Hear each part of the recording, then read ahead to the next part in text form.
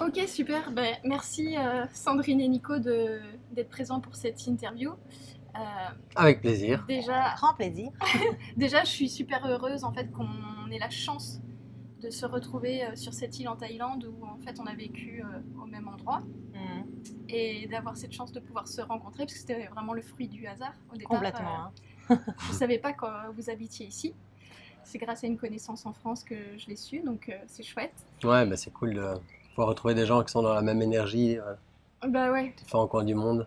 ouais, voilà. Et justement, bah, la première question, en tout cas la première invitation que je voulais vous faire, c'était bah, déjà de pouvoir tout simplement vous présenter et expliquer aux personnes qui vont regarder la vidéo bah, en fait ce que vous faites dans la vie déjà. Grande Ça, c'est un question. challenge. Eh bien, moi, je suis d'abord une maman de deux petits garçons qui ont 7 ans et demi et 10 ans, et je suis la femme de Nicolas. Et puis, en termes d'identité, je suis aussi psychologue, donc j'accompagne les personnes à travailler sur leurs blessures, sur leurs freins et sur les blocages qu'ils ont pour aller de l'avant dans la vie. Et puis, avec Nicolas, eh bien, il y a 5 ans, on a créé notre entreprise sur Internet. Et donc, Mm. on a une entreprise de coaching qui aide les gens à faire des transitions de vie et de pouvoir se lancer en tant qu'entrepreneur, de se libérer de leur travail. Et donc, ça nous a permis aujourd'hui de vivre ce grand rêve qu'on avait de faire un voyage autour du monde avec nos enfants. Donc voilà, on y est, en Mm. Thaïlande. Ben voilà, t'as tout dit. Et moi, je suis Nicolas, donc le mari de Sandrine, et je prends plutôt la partie business coaching, et Sandrine est plutôt sur la partie psychologie. Donc, avec le mindset et les stratégies business, eh bien, on aide les gens à se réinventer. Voilà. Ouais, ça c'est super chouette. Et la question que j'avais, c'était est-ce que vous avez eu cette idée ensemble de devenir entrepreneur? Comment ça s'est déjà mis en place, vous, ce... Hmm. Ben, c'est plutôt, au départ, je pense, une aspiration de mon côté. Mm. Qui a inspiré Sandrine peut-être, mais ça s'est fait sur plusieurs mois, voire plusieurs années en fait. Donc à un moment donné, on s'est retrouvés tous les deux un peu coincés dans notre boulot. Moi, je travaillais comme ingénieur, Sandrine comme psychologue dans un hôpital. Et Sandrine était en burn-out. Moi, j'ai démissionné 2, 3 mois plus tard parce que j'en avais vraiment ras-le-bol. Et à ce moment-là, j'ai dit, ben voilà, on va créer une entreprise et on verra bien ce qu'on met dedans, quoi. Mais on n'envisageait même pas l'idée qu'on puisse aller au chômage ou retrouver un boulot alors qu'on était Hmm. vraiment énervé par le modèle du salariat et par le management et par tous les gens qui se plaignent à la machine à café, et qui râlent dans les embouteillages tous les matins. Donc, ça n'avait plus de sens d'aller chercher un boulot. Donc, on s'est dit, ben voilà, il faut créer une entreprise. Et puis moi, j'ai pu faire de la consultance, continuer à faire mon métier d'ingénieur, mais en tant qu'indépendant. Mhm. Sandrine a ouvert une consultation de neuropsychologue de son côté. En tant que complémentaire. Voilà. Ouais. Donc on a fait une Oui. transition. Au début, j'étais salariée comme psychologue à l'hôpital. Et puis, j'ai réussi à ouvrir une consultation en complémentaire. Et là, je me suis rendu compte de ce que c'était la liberté de gérer ses patients, ses clients, de gérer son temps. Et petit à petit, bon, ça s'est détérioré au niveau de mon travail en tant que salarié. Et là, ça a ouvert la porte aussi à vouloir avoir plus de liberté. Mais c'est Mhm. vrai que de mon côté, bah, j'étais bien avec ma consultation, mais je ne me voyais pas créer toute une entreprise. Donc, c'est plus Nicolas qui a amené ce moteur-là et Ouais. ces idées-là. Ok. Donc dans ce que j'entends, c'est qu'au final, la création d'entreprise est venue quelque part d'un ras-le-bol et même d'un burn-out pour Oui, vous deux. Hmm. Et complètement. justement, en tant que couple, c'est parce que, étant donné que moi j'accompagne les femmes en couple à créer plus d'harmonie dans leur relation, ce qui m'intéresse aussi de savoir, c'est vous en tant que couple, ça a été quoi vos plus gros challenges en tant que couple, que ce soit au niveau du business, mais aussi partie privée. Hmm. Mais juste avant de répondre à ta question, on a une histoire de vie qui est un petit peu particulière parce qu'on s'est rencontrés à 15 ans. Ouais. Donc, ça fait 22 ans qu'on se connaît. Et, euh, et donc, on était adolescents au moment où on s'est rencontrés et on s'est créé finalement notre identité de manière très, très fusionnelle, complémentaire. Et donc, c'est une très, très belle histoire d'amour. On en est très fiers. Et en même temps, ben, il y a des moments où forcément, la symbiose, la fusion, la complémentarité, ça frotte. Hein. Donc, Hmm. Hmm. c'est vrai qu'avant qu'on devienne entrepreneur, moi, il y a un moment qui a été difficile pour moi dans le couple, c'est quand je suis devenue maman.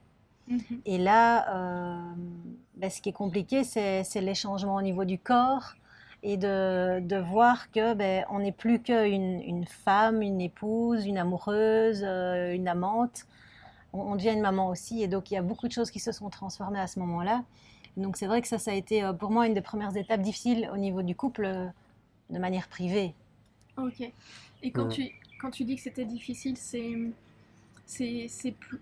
En fait, c'est quoi concrètement? Concrètement, c'était, je n'aimais plus l'image de mon corps. Ok. Et donc, j'ai créé des croyances que mon mari n'allait plus aimer l'image de mon corps, n'allait plus m'aimer non plus. Donc forcément, ben, il y a plein de choses qui se passaient où je m'aimais moins, j'avais peur qu'il m'aime moins. Et heureusement, ben, il a toujours été très compréhensif, on a beaucoup parlé. Bah, surtout que t'es canon, quoi. C'est pas difficile. Mais voilà, à ce moment-là, il y a tellement de choses qui se transforment. Et puis moi, j'ai pris la décision d'aller voir un thérapeute spécialisé dans l'image du corps, dans la sexualité, parce que j'avais besoin de parler de tout ça. J'avais une obsession pour la chirurgie esthétique, parce que je n'aimais plus le corps qui s'était transformé. Et Nicolas m'a accompagnée aussi à certaines sessions pour qu'on puisse travailler tout ça ensemble. Et grâce à tout ça, ben voilà, ça s'est remis dans l'ordre. J'ai repris confiance en moi, je me suis remise à aimer mon corps et au niveau de la fluidité dans le couple aussi, ça s'est amélioré, quoi. Mm. Et toi, du coup, tu l'as vécu comment, Nicolas, d'un point de vue masculin, le fait de voir sa femme qui s'aime plus? Comment tu vivais Bah en la fait, chose, moi, toi? enfin, ce que j'entends de ce que de ce que dit Sandrine, ça vient compléter un tableau qui était plus large que ça au niveau Ouais. de l'identité, justement, parce que effectivement, on s'est rencontrés très jeunes, donc on avait déjà une identité de petit couple, dont on a fait des études ensemble, on est parti vivre au Canada ensemble, et puis on a acheté notre premier appart, on s'est fiancés, on s'est mariés, donc il y a un petit truc parfait comme ça qui s'est créé. Puis là, effectivement, l'identité de maman qui moi, du coup, m'a fait devenir père aussi, dans le rôle d'entrepreneur aussi, avec une vraie volonté de subvenir aux besoins de la famille et en mode guerrier, tu sais, je vais nourrir mes petits, quoi. Donc ça a activé quelque chose en moi de plus yang aussi. Mais par contre, je pense que le fait qu'en même temps que l'identité de maman, de papa, on a rajouté une nouvelle identité pour notre couple qui est celle d'associé, de business partner, hein, donc on a créé une boîte ensemble, donc on n'était plus seulement mariés, etc. On était et parents, on devenait en plus associés. Et là, il s'est passé, on a vraiment vécu une crise dans notre couple à ce moment-là parce que moi, je suis devenu un peu obsessionnel du côté efficacité et Ce qu'il y a, c'est que moi, je peux juste ouais. moi, je sortais d'un burn-out aussi, donc Ouais. j'étais assez fragile à ce Oui, c'est niveau-là. ça. Donc tout ce qui était management, leadership, Sandrine était un peu en réaction avec ça. Et Mhm. moi, dans la peur de pas y arriver ou quand on s'est lancé, on se dit bon maintenant, ok, on n'a plus de boulot, il faut payer l'appart, il faut nourrir les enfants.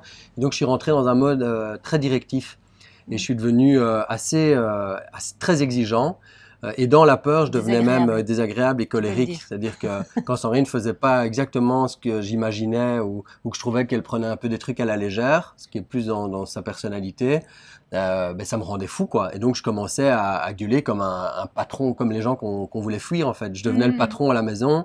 Et donc là, on a eu vraiment une grosse crise de couple aussi où Sandrine a dit, écoute, si tu continues à me faire... Moi, je n'ai pas lancé mon business pour avoir un nouveau boss, quoi.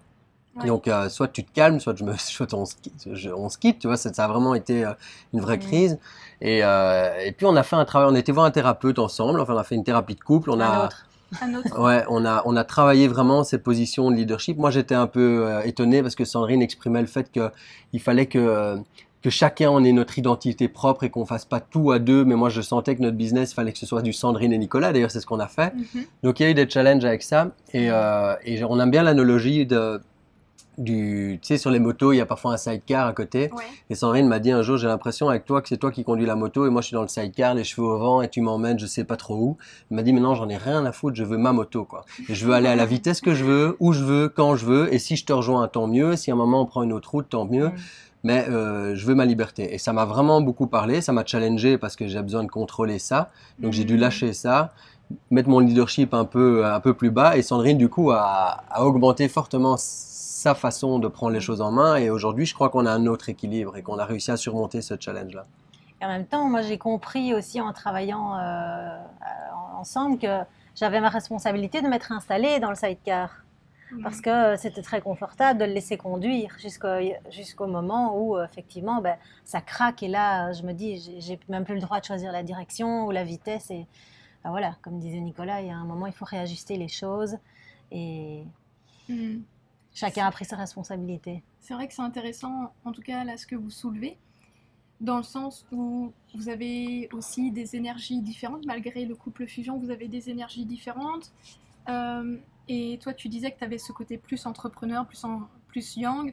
Toi, j'entends, c'est que c'était plus peut-être lâcher prise, Suiveuse, oui. on laisse aller. Et ça, je pense que c'est aussi quelque part des polarités qu'on peut retrouver dans beaucoup de couples, où en général, quand il y en a un qui prend ces polarités beaucoup plus yang, beaucoup plus se rentre dedans, bah, y a l'autre qui va compenser. Comme vous dites, c'est une question d'équilibre. Et ce qui est génial, c'est que si on fait le travail de mieux se connaître et d'être plus complet, ces rôles peuvent s'inverser. Donc il y a des moments où moi je suis dans une position beaucoup plus d'attente et d'introspection, et où Sandrine naturellement remet son leadership en mode plus yang, en disant ok, on va faire ça, et elle reprend un peu les rênes au niveau stratégie. Donc voilà, on peut jouer avec ça, et dans un couple c'est intéressant d'être très à l'écoute de dans quelle phase l'autre se trouve et comment est-ce qu'on peut venir en soutien, quoi. Et d'ailleurs, quand on a commencé notre voyage ici au début de l'année, on s'est retrouvés aussi dans une phase difficile, parce que tu demandais quelles étaient les phases difficiles auxquelles on a dû faire face. Et justement, on est parti avec nos enfants, on a tout quitté, on a tout lâché. Et à ce moment-là, Nicolas, lui, il était assez envahi par la peur du manque. Donc on est parti avec la peur de manquer d'argent, de manquer de plein de choses en fait, puisqu'on ne savait pas où on allait, on partait à l'aventure. Et là, ça a été pendant 1 mois et demi au départ beaucoup d'angoisse pour Nicolas. Et c'est vrai qu'à ce moment-là, moi j'ai dû reprendre les rênes et reprendre des décisions, alors que lui avait besoin d'une période d'introspection, de revenir à lui, de revenir dans l'instant présent. Et donc, de nouveau, j'ai fait du yin yoga, faut dire. Que avec des nanas partout, j'aimerais de combat. Et de nouveau, là, ça a été très très précieux qu'on ait notre coach et qui nous a soutenus pendant plusieurs semaines et qui nous a expliqué, les amis, vous avez besoin de prendre du temps pour vous, vous avez décidé de partir en voyage, revenez dans l'instant présent, remettez de la structure petit à petit. Et donc, voilà, c'est vrai qu'à chaque fois qu'on a traversé des choses difficiles, on a toujours été chercher une ressource vers un thérapeute spécialisé dans ce dont on avait besoin, et ça nous a aidé très vite en fait à résoudre les... C'est primordial. Quand tu as le nez dans la merde, tu vaux plus rien. Voilà, tu sais pas où t'en es, tu sais pas ce qu'il faut faire. Puis on est victime de nos émotions aussi, quoi. Ok, donc vous avez eu vraiment ce réflexe à chaque fois qu'il y a eu une difficulté, quand vous sentiez que vous n'avez pas forcément les ressources, d'aller chercher une aide extérieure, que ce soit un thérapeute, un coach. Ressources et regard extérieur même. Voilà. Prendre la métaposition, quoi. Quelqu'un qui observe plutôt que d'être dans l'émotion. Comme on se connaît très bien et qu'on communique énormément, à partir du moment où la communication ne suffit plus, c'est essentiel d'aller chercher un tiers en fait, qui vient prendre une position... neutre et qui peut nous aider à analyser ce qui se passe et voir comment est-ce qu'on coupe les schémas qui créent les conflits ou les souffrances. Et dans ce que j'entends, c'est que vous avez des fois entrepris des petites parties. Ok. Donc, dans ce que j'entends, c'est que des fois vous avez entrepris de faire un travail à deux, mais dans ce que j'entends aussi, c'est que toi, par moment, je sais pas toi Nico, mais en tout cas, vous avez décidé par moment de faire le travail seul pour se dire, voilà, je ne vais pas attendre de vouloir que l'autre change ou que l'autre agisse pour impulser une énergie de changement et de se dire, bah voilà, ce travail-là, je le fais aussi pour moi. Parce qu'il y a ce truc de se dire aussi, on est 100% responsable chacun de nos côtés, de nos agissements, de nos choix, de nos actions. Mais ça, depuis toujours, on se fait accompagner chacun de notre côté quand on a besoin de traverser des choses. Maintenant, ce qui est intéressant, c'est toujours de prendre conscience, il y a moi. Tant que je suis pas bien à l'intérieur, on peut pas être bien dans un couple, je pense que c'est difficile. Donc il y a un travail à faire sur soi. Et puis il y a le système, quoi. Il y a moi et l'autre. Et comment est-ce que... Parce on peut pas juste se dire je vais faire un travail sur moi et mon couple va aller d'office mieux. Je pense que c'est intéressant de travailler sur soi et sur qu'est-ce que j'apporte à l'autre, quels sont ses besoins, quelles sont ses attentes, comment est-ce que je suis plus à l'écoute de ça pour pouvoir me nourrir en retour. Et c'est vraiment cet équilibre-là qu'il faut pouvoir travailler. Mais est-ce que vous avez... senti de chacun de votre côté qu'à partir du moment où vous avez posé une action déjà pour vous-même, il y avait systématiquement une incidence dans l'énergie et le comportement qui changeait chez l'autre? Ah bah ça c'est sûr. Quand moi j'étais dans mon burn-out professionnel et que je me faisais accompagner de manière individuelle par rapport à ça, il y a un moment donné, on travaille la notion du couple, puisque le partenaire de vie est toujours là aussi pour rebondir. Et c'est là aussi que je suis arrivée avec ce besoin de dire à Nicolas, il faut qu'on se crée une vie où on arrive à avancer l'un à côté de l'autre et arriver à être deux individus à part entière, l'un à côté de l'autre, et avancer ensemble, et pas être fusionnés comme le jaune dans le blanc de l'œuf, quoi. Tu vois, donc... Parce que s'il y en a un qui tombe, l'autre tombe en fait. Il y en a aucun pour relever l'autre, ou en tout cas avoir une distance. Il y a ça, et il y a une question de dilution aussi de la puissance de chacun. Ouais. Si tout est fusionnel, Sandrine, maintenant, aujourd'hui, j'ai l'impression en tout cas qu'elle prend vraiment sa place et qu'elle affirme qui elle est de plus en plus. Mais si on était resté dans... Et moi, pareil, tant qu'on est à deux, on a un mode de fonctionnement. Peut-être que moi, je peux développer plus le côté business coaching, plus yang à côté. Si Sandrine va aller plus vers la guérison, etc., on a chacun une puissance qui est propre. Et puis, il y a la puissance du couple. En fait, on est trois. Il y a nous deux et il y a le couple. Mais c'est trois entités différentes. Mais effectivement, dès lors que l'un prend soin de lui et travaille sur lui-même, mais ça a une incidence forcément sur l'autre et sur la relation, sur le trois. Ouais. Et ce travail que vous avez fait individuellement, dans le sens chacun prend pleinement sa place avec son identité, son énergie, est-ce que toi c'est ça aussi qui t'a permis à un moment donné, ou même toi Nicolas, quand il y en a un qui à un moment donné était pas bien, de se dire moi je prends ma place et je reste stable malgré tout pour pouvoir continuer à avancer, être là en tant que... pas forcément en tant que support pour soutenir l'autre, mais en tout cas être présent l'un à l'autre. Oui, c'est ça. Ouais. Oui, surtout que je pense que dans un couple, on a souvent tendance à vouloir sauver l'autre. Et on est parfois la mauvaise personne pour essayer de sauver l'autre. Donc, il faut aller chercher quelqu'un à l'extérieur. Quand vraiment il y a du travail à faire, on ne peut pas rester dans ce petit cocon. Ouais. Et vous, en quoi concrètement ça vous a aidé de faire de la thérapie ou du coaching? Parce que j'entendais qu'à partir du moment où vous vous sentiez bloqué, il y a eu cet appel de l'extérieur pour vous faire aider, et que rapidement, en fait, il y a des choses qui ont bougé. Donc concrètement, en quoi c'est aidant? Qu'est-ce qui s'est passé pour vous d'important dans le fait de demander une aide extérieure à un moment donné? Pour moi, la chose la plus aidante, c'est de pouvoir mettre de la conscience sur mes fonctionnements, quoi. Parce que on a des automatismes, un système de croyances, des réactions émotionnelles aussi, des habitudes en termes vraiment de comment est-ce qu'on parle à une personne. Je sais pas, dans un couple, c'est tellement facile. Parfois, la manière dont on se parle dans un couple, jamais on n'oserait faire ça avec une amie, un copain ou un frère ou une sœur. Parfois, on se dit des trucs horribles, quoi. Et je vois on a des amis couples qu'on a déjà vu en dispute, mais c'est pas croyable qu'on puisse se dire des trucs pareils, en fait. Et donc, c'est intéressant juste de mettre de la conscience. Et quand, on a fait une thérapie de couple, on a fait des jeux de rôle aussi, où je devenais Sandrine, elle devenait moi, et on parlait du problème en se mettant dans les baskets de l'autre. Et c'est là qu'on se rend compte des habitudes, des tics de langage qu'on utilise et de tout ce qui nous met dans une position qui est rigide, et ça permet de mettre de la souplesse, un peu tirée sur tout ça. C'est ok, comment est-ce qu'on peut faire autrement? Moi, il y a une phrase que j'utilise beaucoup pour moi dès que je sens que je suis un peu buté, un peu con, tu sais, comme beaucoup de mecs parfois, mais je me dis comment est-ce que tu pourrais faire pour être moins con? Et en fait, c'est une très bonne question, parce que si tu dis ok, je m'énerve, je claque la porte, je dis j'en ai ras-le-bol, je me casse, je vais marcher, tout de suite en respirant un coup. Ok, bon là t'as été con, ok, ça c'est fait. Qu'est-ce que tu pourrais faire pour être moins con?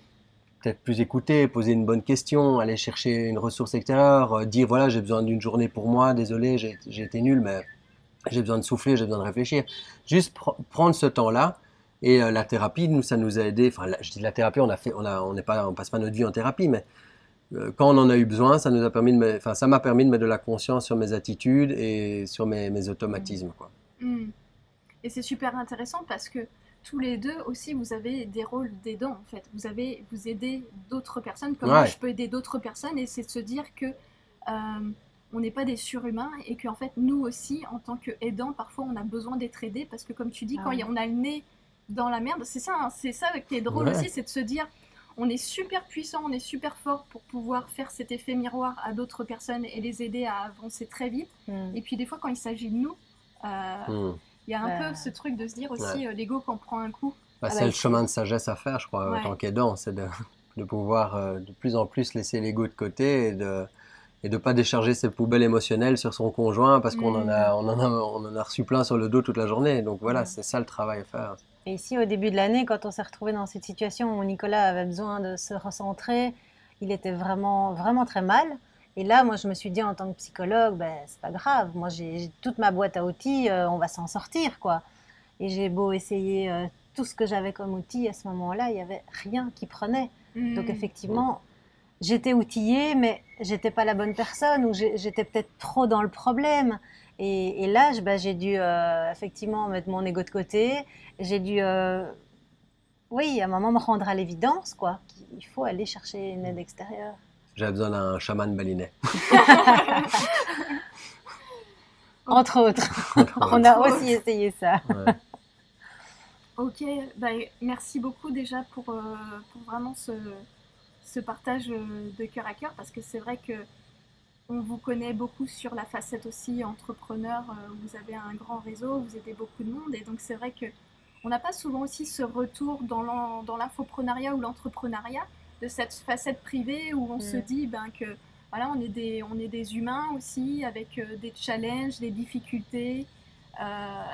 Et du coup, c'est vrai que c'était intéressant pour moi, et je vous remercie de tout cœur pour ça, de pouvoir aussi montrer cette facette que derrière aussi, on va dire la partie iceberg immergée, il y a des choses aussi qui sont intéressantes au niveau de la vulnérabilité, qui peuvent être aussi des super cadeaux en fait pour ceux qui nous regardent et qui parfois projettent une image de super-héros ou de Wonder Woman, tu vois. C'est important ce que tu dis, parce que, ok, là on parle de nous, voilà, c'est notre histoire et chacun vit son histoire, mais je pense que dans un couple, si chacun s'accorde cette vulnérabilité, et surtout les mecs, quoi, si on s'autorise à accepter la part de foirage, de quel est l'ego qui m'anime, pourquoi est-ce que j'ai telle ou telle réaction, quelles sont les blessures qui sont derrière. Si on fait ce travail d'introspection, c'est aussi faire preuve d'une certaine part de vulnérabilité, de fragilité. Il y a peu d'hommes qui se l'autorisent et je crois que ça peut faire la différence dans le couple. Moi, il y a plein de copains,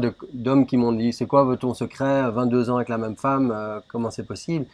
Pour moi, c'est ça le secret, c'est vraiment creuser, enlever les plures d'oignons et comprendre comment je fonctionne, comment est-ce que je peux être plus proche de mon cœur, l'ouvrir et pouvoir communiquer avec une femme dignement, quoi. Parce que voilà, on a des attitudes macho parfois là, qui sont anti couple durable, quoi. Ouais. Donc c'est un point important. Ouais. Et c'est vrai qu'en tant que femme, on a souvent tendance à se laisser porter, se laisser guider par son mari. Et c'est vrai que j'ai une anecdote aussi par rapport au fait qu'à un moment donné, on a décidé de prendre la scène et de créer des séminaires où on fait des apparitions en public. Et pour moi, ça a été une horreur pendant des années de prendre la parole en public. Je tombais dans les pommes, enfin, je faisais des malaises, mais vraiment consécutifs. Donc, c'était un vrai challenge. Nicolas, lui, il adore faire ça, il est très à l'aise. Et en même temps, j'avais envie de pouvoir être avec lui et qu'on partage la scène. Donc, je me suis vraiment donnée à fond, mais j'arrivais pas à être à la hauteur de ce que je voulais donner. Et à un moment donné, je lui ai reproché, parce que c'était plus facile de lui mettre ça sur le dos, de ne pas me laisser assez de place. Tu vois? Et donc, on était sur la scène, et je disais, oui, mais bon, c'est tout le temps toi qui parles, et c'est tout le temps toi qui te mets devant, et nanani, et nanana. Et en fait, je ne prenais pas ma place. Et j'ai un ami coach qui m'a dit, Sandrine, Nicolas ne va pas te donner ta place, c'est toi qui dois la prendre. Et je pense qu'en tant que femme aussi, en tant qu'entrepreneuse, il y a un moment, il faut se dire, je prends ma place, j'attends pas qu'on me la donne. Et là, ça m'a fait un déclic. Et effectivement, les hommes prennent la place qu'ils ont à prendre et c'est très important que ça se passe comme ça. Et les femmes aussi. Mais du coup, si chacun prend sa place, sa juste place, les choses s'équilibrent. Ouais. Et toi, dans le fait d'à un moment donné d'avoir eu ce déclic de dire, voilà, je suis 100% responsable aussi du fait que je fais le choix de quelque part me mettre en retrait par rapport à Nico et donc du coup de décider de prendre ta place. Est-ce que vous avez senti la différence dans l'énergie du couple, peut-être dans l'attraction, dans la manière de vous voir, de vous percevoir? Ah ouais, à fond. Ouais. Moi, j'adore quand elle est plus entrepreneuse. Parfois, je dis, tu fais ta marketeuse, ça m'excite. Non, mais c'est vrai, il Voilà, mais c'est un jeu aussi, c'est ça, c'est pas noir ou blanc, c'est pour ça que le yin et le yang, ça s'entrelace avec un point blanc et un point noir, c'est parce que tout ça, au final, ça se mélange et les choses évoluent au fil il y a des cycles aussi. Je sais plus pourquoi je dis ça, mais en gros, voilà, c'est... Oui, c'est sûr, ça a eu un impact de rayonnement au niveau de notre couple. Ouais, Déjà vis-à-vis du public, les gens nous ont fait des retours. Waouh, il y a un équilibre qui s'installe, nos meilleurs clients, nos amis, notre famille aussi. Et puis, bah, entre nous, bah, il y a une forme de regard, d'admiration, je sais pas si admiration c'est le bon mot, mais de... Bah, c'est beau de voir quelqu'un prendre sa place et devenir pleinement soi-même, quoi. Oui, et c'est beau aussi de voir un homme qui accepte que de temps en temps, ben, il y a des vulnérabilités, des fragilités. Donc voilà, je pense que ça crée des belles choses dans le regard. Moi, j'aime bien, maintenant, elle met des plumes dans ses cheveux, elle porte des ailes d'ange sur scène, voilà. Non, mais il y a encore un an ou deux, on rigole, mais je lui aurais dit, arrête tes conneries, quoi, habille-toi correctement, va sur scène, il y aura 200 personnes dans la salle. Et j'ai lâché tout ça, quoi. Donc la dernière fois, elle est montée sur scène, elle était pleinement elle-même, elle était lumineuse. Tous les gens dans la salle sont venus lui dire t'es magnifique. Et effectivement, c'était un peu hippie, mais c'était elle, quoi. Et du coup, on s'autorise ça. Et si chacun peut s'autoriser à être soi-même, et que les femmes prennent leur place, mais sans chercher à devenir les mecs aussi. Parce que je vois plein de femmes qui créent des groupes de femmes et elles sont toutes en mode hyper yang et on entreprend et on fait du fric. La part de féminin, c'est beau aussi, quoi. Donc, c'est intéressant de pouvoir être soi-même sans chercher à devenir l'autre. Garder l'équilibre. C'est ça. C'est toi, au final, réussir à prendre ta place, à rayonner, mais forcément avec ton énergie, avec ta personnalité, comme tu dis, c'est bien, Nico, sans le fait de vouloir prendre le même rôle que toi, en fait. Voilà, c'est prendre sa place, c'est pas prendre la place de l'homme ou prendre la place d'un autre. Ouais. Sinon, on est de nouveau plus dans le juste, quoi. On prend la place de l'homme. Mais en tout cas, c'est super intéressant parce que ce que vous dites là, en fait, c'est vraiment aussi des problématiques de couple que moi, je peux retrouver très régulièrement dans les personnes que j'accompagne et que même moi, je vis en tant que femme, ce côté des fois de ne pas oser s'affirmer par peur d'être des fois abandonnée, rejetée, de ne plus être aimée de l'autre. Et donc, de se faire toute petite, de se cacher derrière l'autre et de voir que finalement, quand on ose prendre notre place aussi, bah, y a un truc qui se crée aussi dans le regard de la personne que l'on aime. On se dit, waouh, ça rayonne, quoi. Et là, l'attraction revient aussi. C'est clair. On a une de nos clientes aussi qui avait cette peur énorme qu'en devenant entrepreneuse, elle allait consacrer moins de temps à sa famille, que son mari allait la regarder différemment. Et en fait, tout ce qui s'est passé, c'était l'inverse, quoi. Elle était de plus en plus rayonnante, de plus en plus belle. Même son attitude physique a changé tellement elle se sentait bien. Son mari la regardait justement autrement dans le bon sens. Ses enfants sont fiers d'elle parce qu'elle s'est affirmée. Et voilà, c'est magique ce qui peut se passer. Ouais. Et là, dans ce que j'entends, c'est que cette femme-là, elle a pris l'engagement pour elle-même de faire ce travail-là et de se rendre compte que voilà, malgré les appréhensions et les projections qu'elle pouvait faire par rapport à ses peurs, elle pensait qu'elle allait casser son couple parce qu'elle voulait prendre plus de place et entreprendre des choses. Et c'est l'inverse qui s'est passé. Ouais. Parce que probablement que leur couple aurait foiré s'ils étaient restés dans cette situation-là.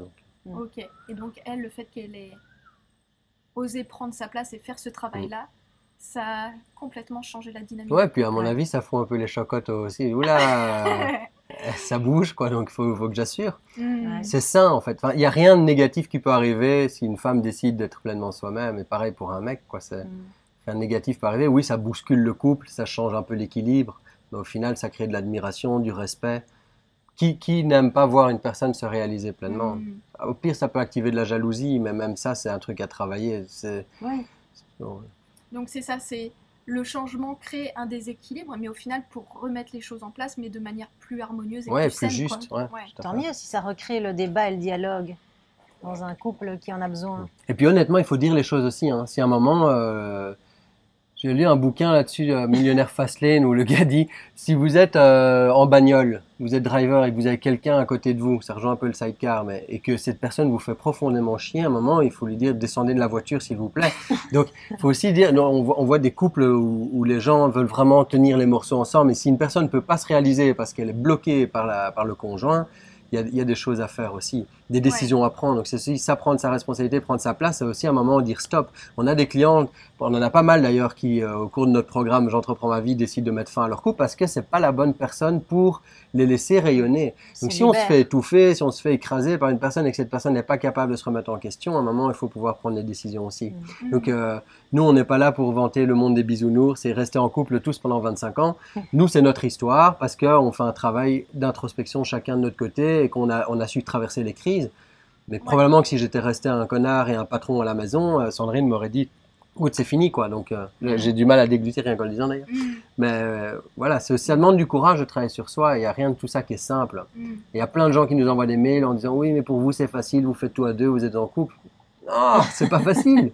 C'est un travail en plus, c'est une couche en plus à travailler. Donc c'est sûr que c'est puissant parce que quand on fait le travail, alors et d'ailleurs chacun, hein, si vous entreprenez un projet avec votre conjoint vous suit, ben, c'est magique parce que vous avez du soutien, on a quelqu'un qui y croit avec nous, c'est un projet de vie, c'est un projet familial, donc c'est très beau, mais ça demande du travail et de l'introspection. Ouais, mais en tout cas, c'est de se dire que c'est important de sortir de cet état de victimisation, de dire c'est la faute de l'autre si je rayonne pas, c'est la faute de l'autre de ci, de ça, et de se dire que peut-être que se faire aider, ça fait bouger des choses dans le couple, ça fait travailler, alors des fois pour un mieux, et puis des fois pour que le chemin se sépare, mais en tout cas de se dire que de toute façon, dans ce que j'entends, c'est que si vous étiez restés de toute façon dans la situation de départ, de toute façon, vous ne seriez plus ensemble. Ah bah il y a un moment, ça casse, c'est sûr. Donc faites-vous aider, Aurélie est là, c'est son job. Oui, c'est sûr que nous, on ne peut que soutenir les gens qui veulent se faire aider, se faire accompagner, se faire coacher et de pouvoir faire avancer leurs difficultés, leurs conflits, parce que nous, c'est ça qu'on fait chaque fois. Ouais. Et c'est ce qui vous amène à un level supérieur aussi à un moment donné, que ce soit au niveau personnel, au niveau du business aussi. Et la très bonne nouvelle, c'est que chaque fois qu'on dépasse une grosse crise ou une grosse merde, ben on en ressort vraiment grandi et beaucoup plus conscient. Là où beaucoup de gens cassent, je sais pas, il peut y avoir des situations de vie, on se dit la plupart des gens se seraient séparés là-dessus. Mais si on arrive à surmonter ça en conscience, pas en étouffant, pas en cachant, mais vraiment en travaillant sur ok, quelle est la part de l'ego qui s'énerve, qu'est-ce que je suis en train de travailler, qu'est-ce que ça me c'est quoi le cadeau caché derrière. Et chaque fois qu'on dépasse un obstacle dans un couple, ça fait grandir le couple, ça fait grandir la personne et on grandit soi-même. Donc chaque crise est une opportunité de s'améliorer vraiment. Ouais, c'est super important ce que tu dis parce que justement, il y a une thérapeute qui m'avait dit ça comme quoi. Quand on est en crise dans le couple, la plupart des gens, justement, c'est là où ça ne va plus du tout, qu'ils disent bah, c'est foutu, il n'y a plus rien à faire. Et dit non, au contraire, c'est dans le moment de crise qu'il faut se faire aider pour aller vraiment au fond des choses. Parce que si les gens se quittent en pleine crise, c'est des grosses blessures émotionnelles qu'on transporte après avec nous et qui vont se déverser de toute façon dans les relations suivantes. Ouais, ça c'est sûr. Il y aura un truc à travailler plus tard de toute façon. Il vaut mieux travailler tout de suite. Ouais, il vaut mieux travailler tout de suite. Et puis au moins de se dire que, parce que vous en plus, vous êtes un couple avec 2 enfants, voilà, il y en a qui sont juste en couple, il y en a qui ont des enfants avec eux, c'est de se dire aussi ce travail-là, en tout cas aller vraiment au fond des choses, c'est soit pour repartir sur un mieux, ou en tout cas avoir cette possibilité de dire on se sépare, mais de manière beaucoup plus saine, beaucoup plus harmonieuse, pour éviter justement d'autres souffrances par la suite, quoi.